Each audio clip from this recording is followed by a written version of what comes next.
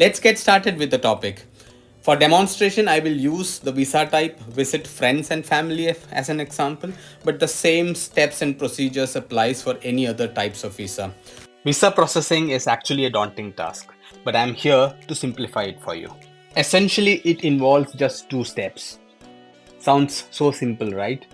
It actually is. And as usual, let me break it down into simple manageable steps for you. As mentioned earlier, we just have two steps. Step number one, prepare the necessary documentation, book the necessary appointments, and step number two, submit the documents in your nearest VFS office for the visa processing. With that said, let's move to step number 1A, which is to prepare the necessary documentations. Search in Google for Schengen Visa VFS India and you will get the VFS Global page. Click the home button so that we all have a common starting point. In this page, click the link for apply for a visa. And with that, you get this page, which essentially has step-by-step guide for all the steps. But for us, let's select the first step, which is identify the visa type. Here, depending on the state that you're from, choose the appropriate location. So I am from Kerala and hence I would choose Bangalore. And as I choose Bangalore, I get an option to choose the visa type. Here we are dealing with short-term visa only. Short-term visit, so choose short-term visa. And you get this page which has essentially everything that you need to know about the short-term visa. So here it gives you an overview of what is short-term visa, what is Schengen visa. For example, Germany is just one of the 26 European countries that you're allowed to travel with your Schengen visa. The travel is for 90 days. You have the visa fee structure. You have the documents required. So here you get checklist based on the type of visa that you have chosen. The next tab details the photo specification required for the visa. The next tab is processing time. As you can see, the processing time is just 15 days. So it's actually not the processing time, but the preparation time that is more for these types of visa.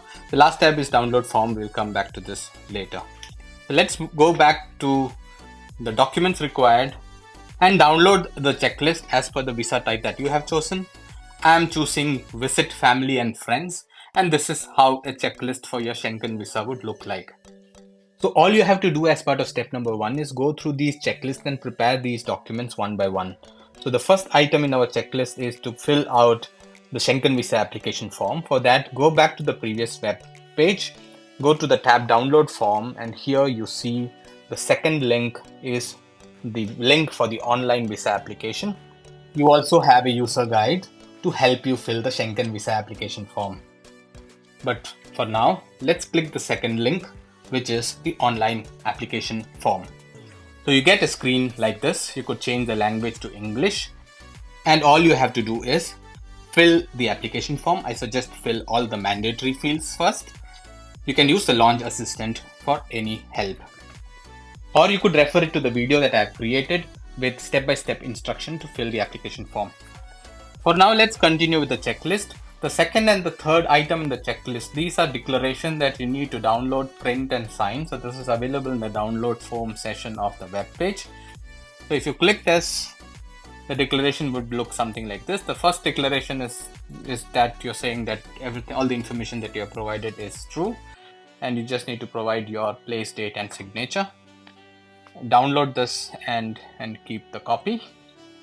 The second declaration is about your travel and health and medical insurance. So you are required to purchase a medical insurance. We will get to that, but for here you need to provide that all the declaration about your health, etc., is valid and you have an insurance of minimum coverage of 30,000 euro.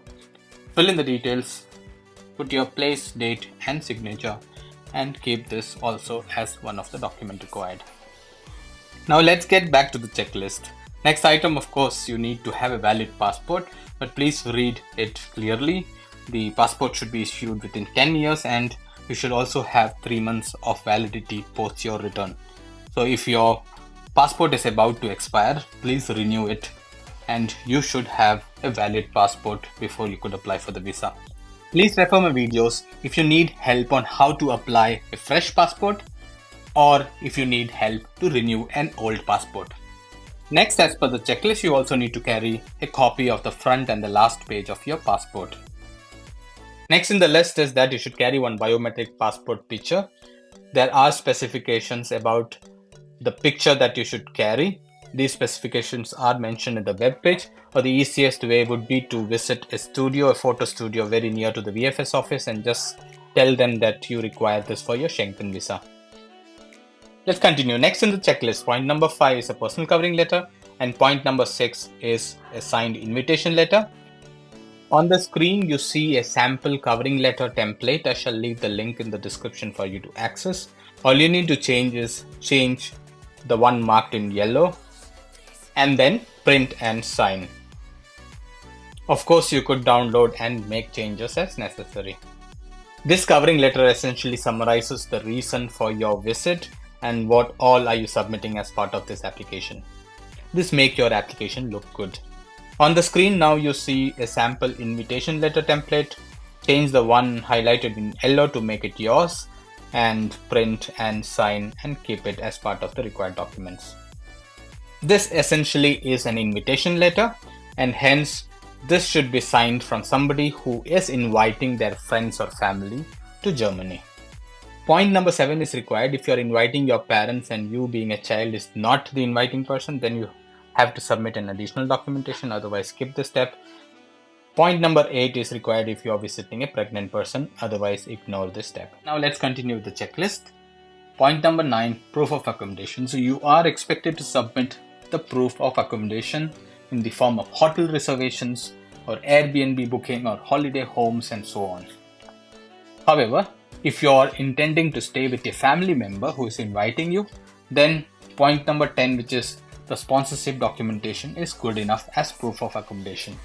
And if you are also traveling to other member states of the Schengen visa, you could also submit them as proof of accommodation. Point number 10, which is sponsorship documentation.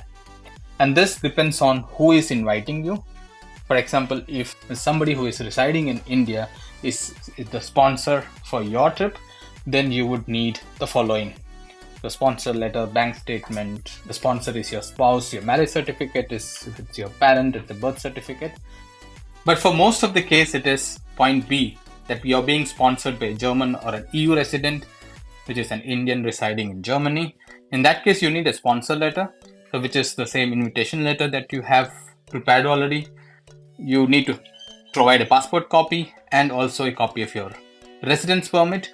And along with that, you need the second one I would suggest, which is the formal obligation letter. It is called Verpflichtungserklärung in German. This makes the visa processing a lot easier. If you need to know how to apply for a formal obligation letter, please follow the link in the description for the video for that. You need a marriage certificate if you're sponsoring your spouse, and you need a birth certificate if you're sponsoring your parent.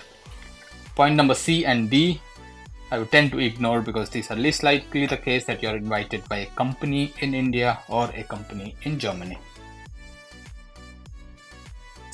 Next additional requirement is to submit a proof of economic status. Please note that this is required even if your trip is sponsored. So according to your status, if you're employed or if you're a company owner or self-employed, or if you're retired or if you're a student, you could opt this. But for my parents, for inviting my parents, I have used unemployed because this was easier. You just need to submit last 3 months of bank statement. Again, note that this is not to prove how much money is there in the bank account, but this is still required as a documentation. Moving on with the checklist, the item number 12 is to prove your civil status. This is on a case-by-case basis. If you're single, nothing else is required. If you're inviting your spouse, marriage certificate is required. If you're inviting your children, birth certificate is required. But again, on case where you are divorced and you're inviting your child, you might need to submit a divorce certificate or custody decree, but this is purely depending on the case. Next in the list is flight reservation. So it is important that your flights are all booked and confirmed, including your return dates for the intended duration of your visit. This is very important documentation as part of your visa application. And item number 14 is to have a mandatory travel insurance purchased. And as you see, the minimum coverage requirement is of 30,000 euro, and there is also a list provided for the list of approved Indian travel insurance companies. So the easiest option would be to go in Google and search for Policy Bazaar. Go to Policy Bazaar, and here in insurance products you can drop it down and select for travel insurance. Okay, here enter the country that you are intending to visit. You just select the start date and the end date of your visit. Continue. Just provide the number of travelers and the age of the traveler. As an example, if you have any pre-existing disease, you could mention that. You could provide your number and click on View Plans. So here you get the list of insurance to choose from. You can of course shortlist this based on your preference. You also have the filter on the left hand side. You could change the filter criteria. For example, the sum insured is one such criteria. You could select the one that suits you, or you could also filter it based on the insurer from the list that you have seen before and choose one of the insurance. We have now covered most of the important documentation that is required as part of your visa applications. But of course, there are other requirements depending on the case. For example, if it's a minor applicants, please go through the list and see what else you have to submit. And similar to that, as you scroll down, there are further informations for you to read. But these are on a case-to-case basis. We have covered most of it that is required as part of the step 1, which is to prepare your documentations.